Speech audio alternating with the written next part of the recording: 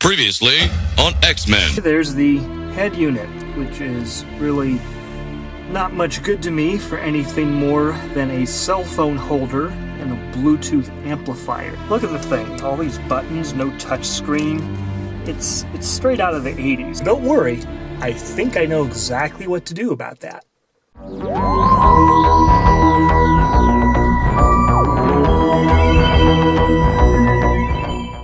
So, I saw Tavarish's video about an Android head unit made by Seicane that he installed in his Mercedes SL55.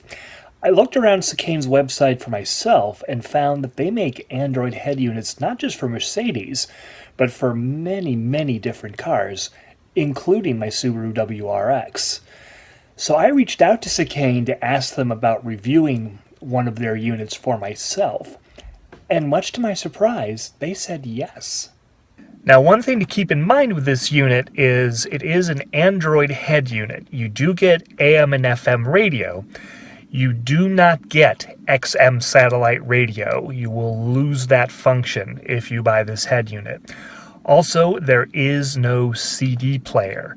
So if you want to listen to your music CDs or if you want your satellite radio, this is not the head unit for you. You will be giving those up if you install this head unit. So just know that going into it. Personally, I'm perfectly fine with that because I don't listen to many CDs. And, rather than satellite radio, I just pipe Pandora and I'm happy. All right. Let the unboxing begin.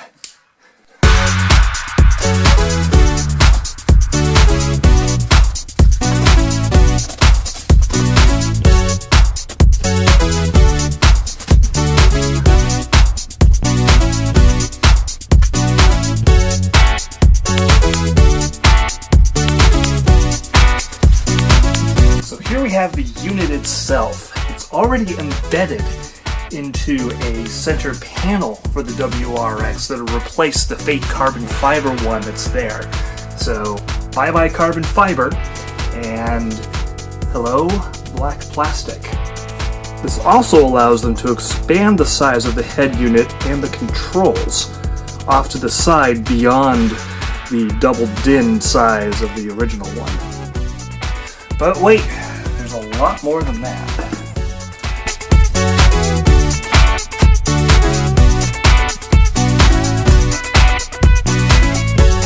The kit also includes everything you need to install it into the car. Here we have some mounting brackets. This is the GPS that will plug in and allow me to have in-dash navigation, which I don't have right now. These are the main wiring harnesses right here. These will plug into the back of the head unit and into the car as well. This cable's for the auxiliary inputs, includes USB, and this is a microphone so that I can make phone calls. Apparently this does not use the one already built into the WRX, but that's okay. Alright, I can't wait to install this thing, so let's do it. So I make sure I haven't forgotten any CDs in here. No disc. Starting from the top, gently pry this stock panel out of the car. It just snaps into place, so there are no screws or other connectors to remove. I highly recommend using a plastic body panel tool to avoid scratching the surrounding panels, but I've been told a flathead screwdriver wrapped in electrical tape can work if you're careful and cheap. Then unplug the menu selector and the hazard switch. You'll want to use a screwdriver to push the tabs on the harnesses when you disconnect them. Drop the panel down, then unplug the climate controls. This one's easy. Then set this panel aside. Remove the 4 Phillips head screws below the factory head unit, as well as the bracket.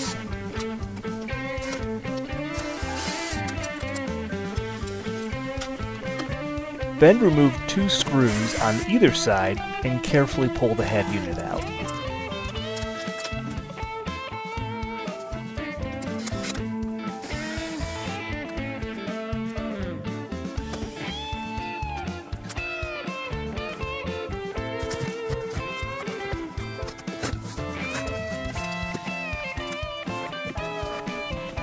Unplug everything from the back of the head unit.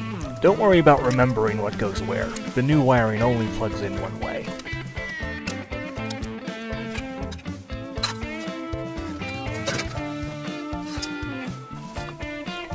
Plug in the main wiring harness and then hook up the Seicane head unit.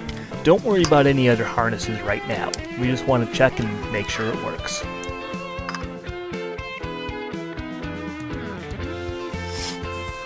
Then remove it and unplug it. We have some work to do before final installation. Next, you remove the vents and the buttons from the original centerpiece. These just snap out, no screws or anything. And you need to swap over the climate controls. Those are just held in by 4 screws. Now, one problem if you have a 2015 WRX in particular, the tabs are in a different position for 2015 only. This panel is intended for 2016 and up. So what I've done, I've actually broken off the bottom tabs, and I've been able to lock it in with the top inner tab. The outer tab doesn't line up. Well, it's not pretty, but it's in there. Holds them in nice and tight, and no one's going to see it. Now, another thing to note about the 2015 WRX is it has its rear view camera for reverse in the multifunction display, whereas 2016 and newer pipe that straight through the infotainment system.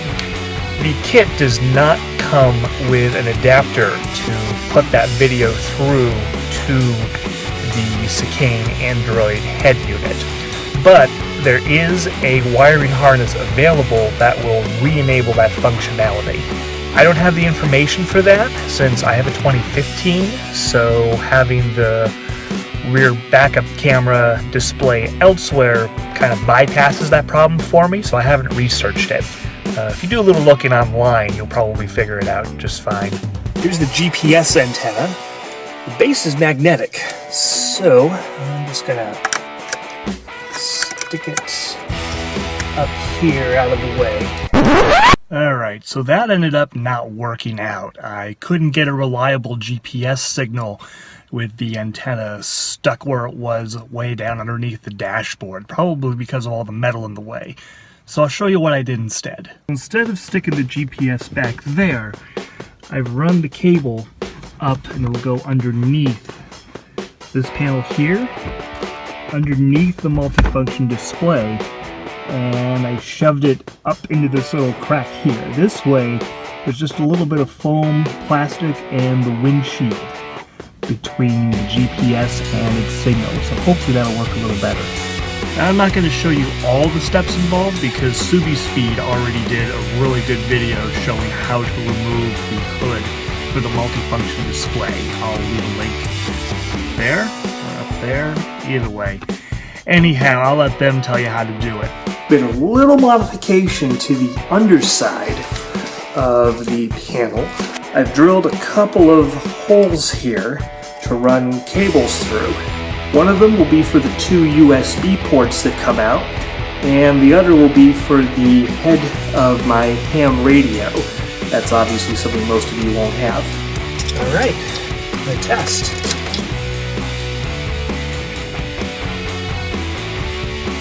Alright, connected to Wi-Fi. Then I did a bunch of boring but necessary configuration, so we'll skip ahead a bit.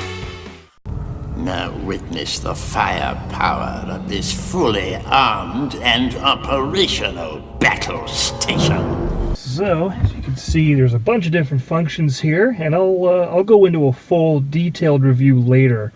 But just to give you an idea, you've got your date and time here, radio functions here, and it'll show you the station name and all kinds of info because it's all digital and stuff. Let's see, another nifty display thing is if you turn the lights on, I can't really see it with the light on here, but the buttons on the side will light up basically any color you want them to. I've made them red to match the rest of the dashboard. But we'll turn that off for now. Bunch of menus here, bunch of apps come with it. What they call an amplifier is actually an equalizer, and this actually sounds quite good. I'll have to find some music to demonstrate that with in the full review that won't get me a copyright strike or anything. I put Pandora on here so I can stream music. This A2DP thing will stream whatever's coming in through a Bluetooth connection. So if I fire up my phone and want to play music through that I have saved on my phone, I could listen to it that way. It's got regular Bluetooth settings, radio. This is my favorite part. Now, because this is an Android, it comes with Google Maps, and having Google Maps on your dashboard is pretty darn cool. But having Waze on your dashboard, oh. Now, it's not going to let me do much because we're in my garage because we're having an ice storm right now, so I'm not backing the car out. But, you know, it's Waze, so your regular navigation, and it's right here on the dashboard, which is pretty darn amazing. It's a nice big screen, so it's even easier to watch while driving than my phone. So there we go. It's installed. It works. I've still got to do some optimization and everything, but yeah, it works. I will be posting another video with a full detailed review of the Seicane Android head unit for the WRX, but I'm going to take some time to just use it a bit and get to know it, and then I can give you a more detailed review of how it actually works. But as far as the installation of it, very easy, very straightforward. So be sure to check back in for my full review of the Seicane Android head unit. I'll also be writing a whole bunch of this up for the drive. But yeah, first impressions are there are a few quirks, like the vents not quite fitting right, but that's a model year specific thing. So there are a few quirks no matter what your model year is, but I can live with those. So far, I'm quite happy with it. I'll be back with a more detailed review of it later.